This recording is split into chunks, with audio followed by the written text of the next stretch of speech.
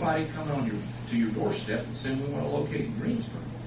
But what I can guarantee you is that if you have an industry or some commercial establishment that wants to land its corporate jet at wherever it's going to locate, and it's not going to locate here based on what you have, you can't land much there.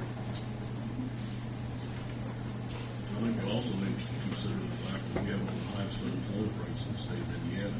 People won't believe that, but we're at 11.5% unemployment right now. And I'm ready to do anything to make sure that we keep the industry that we have. I think Delta Faucet's gone just absolutely because we didn't have a decent airport.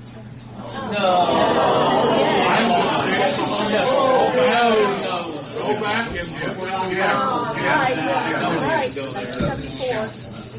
I understand. I apologize. I'm just telling you, if you go back and look at the record. It's an economic development tool. Now, is it? I can't predict. I can't foresee what the future will bring. But it's a matter. All economic development is a matter of positioning yourself, your community. And if you don't position yourself well for economic development, then you're going to get what you position yourself for, and that's nothing. Yeah, how about all the other factors? If I may. Now you've stepped into my area, and I want to testify here that engineers are boring as hell.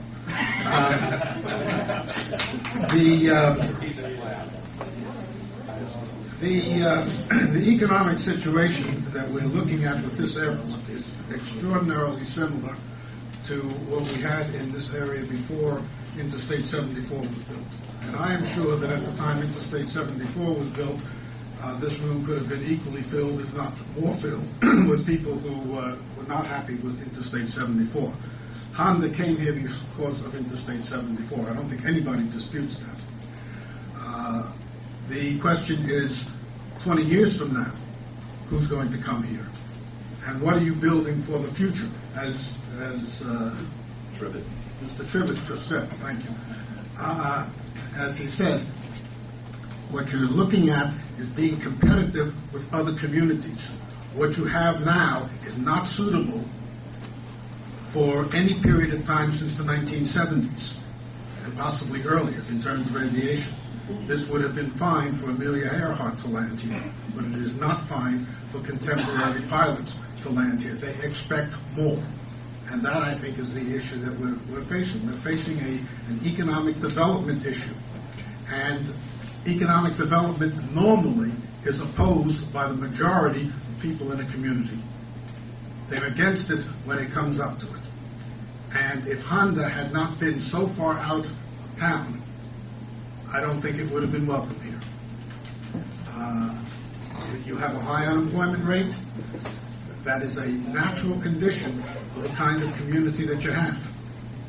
And you're in the same kind of position that Elkhart is in. You're in the same kind of position as Kokomo. You're in the same kind of position as Connersville. And none of them are disputing improvements of their airports. I think this is really what you're facing is an economic development issue. Connersville's a pretty big airport. Connersville's a pretty big airport because Ford Motor Company wanted that airport. And Ford Motor Company put money into that airport.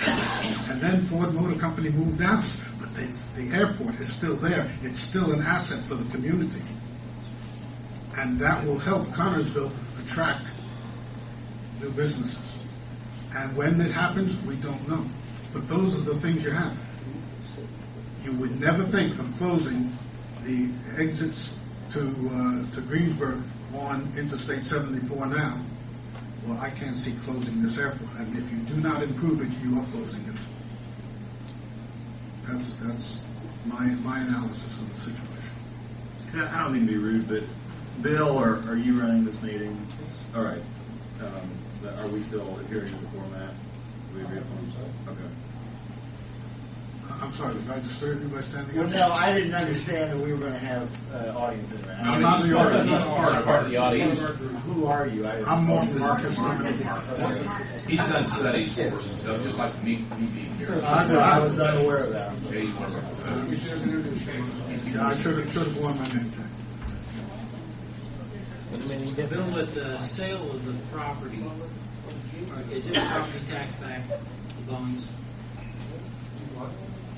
The bonds for the sale of the for the purchase of the property, is it property tax back? What we bought, Yes. no, there was no need for a bond issue. We had sufficient funds, and the airport makes sufficient funds to support the loan that we have with Jackson County Bank. So I guess it'd be a revenue bond.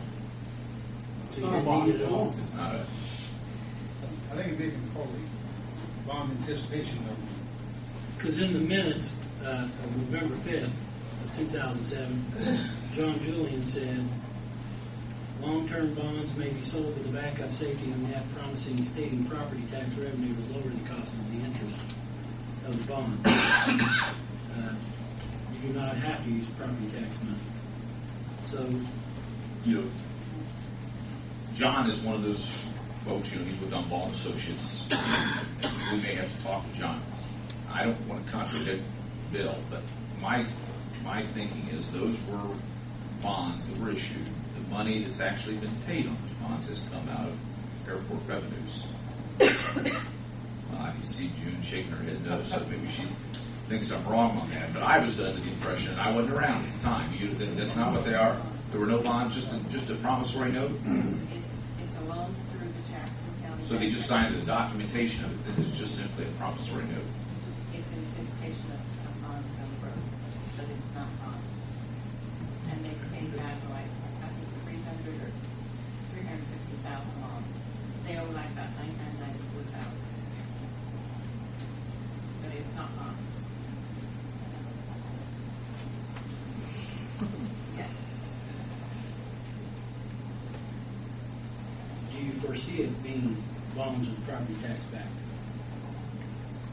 I mean, because obviously you're going to get your cheapest rate by having property tax back. And I can go off of John Julian's letter that, We can get you an explanation of that whole process. I mean, we can, John can. Well, because that's a concern to everyone here. I mean, that's, you know, if the airport can't sustain itself somewhere down the line, then obviously if it was property tax back, that would fall back on every taxpayer in the town. I think, to be honest, you would have to say that, yes, there's absolutely a possibility that some form of property tax might have to be used. We don't anticipate it at this point. At some point, I don't know. I think we would probably have to when it comes to, like, you know, Don, I don't know if you tell me, when it comes to land acquisition, before the actual bond or before the actual grant comes from the FAA, isn't there probably some possibility that we'll have to come to city council and ask for money at that time? Well, the intent of the bonding program, and I'm not a bond expert, so you have to ask John Julian, who's the best expert. He's the right person to call and talk to on that. The intent of the bonding process, general obligation of the regular bonding process, is to get the lowest interest rate possible. And the way to get, my understanding of it is, the way to get the lowest interest rate possible is to have the property tax backing. They get your highest rating, you know, AAA or whatever. So once you get the highest rating, that doesn't necessarily mean you're going to be using property tax money to pay it back. That's just a guarantee that if everything falls apart, then you do have the property tax value available to you to make that payment. Okay? And what I mean fall apart is that, let's say, for example, the airport just falls down and just doesn't get any money revenue, and it was able to be to cover those costs. You're looking at capital development. It's self-sustaining, I believe, on operation and maintenance. That's clearly self-sustaining, and it actually pays money back into the community. It's not a zero. It's self-sustaining. It's behoove of all in the community to direct this board through the mayor to continue that they make sure that it still is self-sustaining. And I believe you have a great opportunity here to be able to do that. It has proven itself now from the point that they have begun this process, and some of the process is becoming quite difficult, more than foreseen, and they're still able to stay self-sustaining. Keep that process going.